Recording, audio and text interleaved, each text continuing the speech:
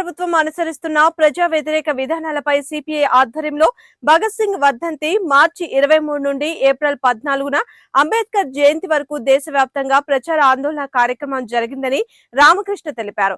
సోమవారం సిపిఐ రాష్ట్ర కార్యదర్శి మాజీ ఎమ్మెల్యే కె రామకృష్ణ గుంటూరులో జరిగిన ప్రచార ఆందోళన ముగింపు కార్యక్రమంలో పాల్గొని అంబేద్కర్ 134వ జయంతి సందర్భంగా లాడ్జీ సెంటర్ లో ఉన్న విగ్రహానికి పూలమాల వేసి ఘనంగా నివాళులర్పించారు. అనంతరం ఆయన మాట్లాడుతూ దేశంలో అధికారంలో ఉన్న నరేంద్ర మోడీ అంబేద్కర్ సమకూర్చాల్సిన రాజ్యాంగాన్ని తుంగలో తొక్కి దాని స్థానంలో మనువాద రాజ్యాంగాన్ని తీసుకురావడం కోసం ప్రయత్నం చేస్తున్నారని, ఇవాళ దేశంలో రాజ్యాంగానికి పెను ప్రమాదం వాటిల్లిందని, రాజ్యాంగానికి వ్యతిరేకంగా పార్లమెంట్ లో ఒక వక్ఫ్ బోర్డు సవరణ చట్టాన్ని అమలు చేయడం జరిగిందని, దీనికి నిరసనగా దేశవ్యాప్తంగా లౌకికవాదాన్ని కలుపుకొని మైనార్టీలందరూ కూడా రోడ్డెక్కి నిరసన వ్యక్తం చేస్తున్న నరేంద్ర మోదీకి చీమ కుట్టినట్టు కూడా లేదని అన్నారు. త్వరలో క్రైస్తవుల ఆస్తులపైన కూడా చట్టాలు తీసుకురాబోతున్నారని, మత సంస్థలకు సంబంధించిన ఆస్తులపైన కూడా కేంద్ర ప్రభుత్వం పెత్తనం చెలాయించే విధంగా కొత్తగా తీసుకొస్తున్న ఈ చట్టాలు చూస్తుంటే అర్థమవుతుందని తెలిపారు. ఈ కార్యక్రమంలో నగర కార్యదర్శి కోట మాల్యాద్రి, జిల్లా కార్యవర్గ సభ్యులు మేడా హనుమంతరావు,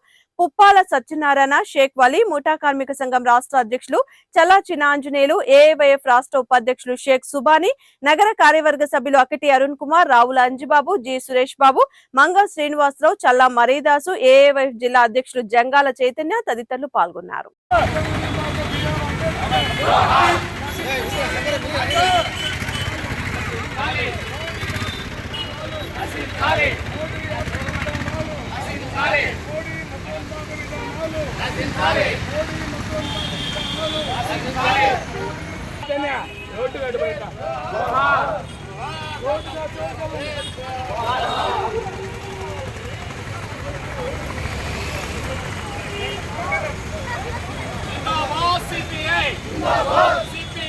అంబేద్కర్ గారి జయంతి సందర్భంగా ఇక్కడ చేరినటువంటి అన్ని రాజకీయ పార్టీలు, అలాగే బీసీ సంఘాలు, ఎస్సీ సంఘాలు, కమ్యూనిస్ట్ పార్టీ నాయకులు, కార్యకర్తలు అందరూ కూడా ఈ సందర్భంగా జైభీం తెలియజేస్తూ ఈ రోజున ప్రమాదం రాజ్యాంగానికి, భారతదేశం యొక్క మౌలిక లక్ష్యాలకి ప్రమాదం ఏర్పడుతూ ఉన్నటువంటి దశలో మనం బిఆర్ అంబేద్కర్ గారి యొక్క జయంతి సందర్భంగా నివాళి అర్పిస్తూ ఉన్నాం. ఈ దేశానికి ఒక దిశానిర్దేశం చేసి, ఈ దేశానికి ఒక రాజ్యాంగాన్ని మనకి అందించి, పేద ధనిక తారతమ్యం లేకుండా అన్ని వర్గాల వారికి ఓటు హక్కు కల్పించి, దేశంలో ఉన్నటువంటి అందరికీ బతికే హక్కు, అలాగే పని చేసుకునే హక్కు, అన్ని రకాల ప్రాథమిక హక్కుల్ని కల్పించినటువంటి బాబాసాహెబ్ అంబేద్కర్ గారి రాజ్యాంగానికి నరేంద్ర మోడీ అధికారంలోకి వచ్చిన తర్వాత ఎన్డీఏ ప్రభుత్వం తూట్లు పొడుస్తూ ఉన్నది. అందులో భాగమే ఈ రోజున కగాల పేరుతోటి జరుగుతున్నటువంటి పోరాటం. ఆదివాసీలక్కడి నుంచి వెళ్ళగొట్టి నక్సలైట్లను పూచిగా చూయించి, నక్సలైట్లను పొట్టలు పెట్టుకొని ఆ మొత్తం అడవుల్ని, కొండల్ని గౌతమ్ అదానికి, ముఖేష్ అంబానీకి అప్పచెప్పడం కోసమే ఈ యొక్క చర్య చేపడుతూ ఉన్నారు.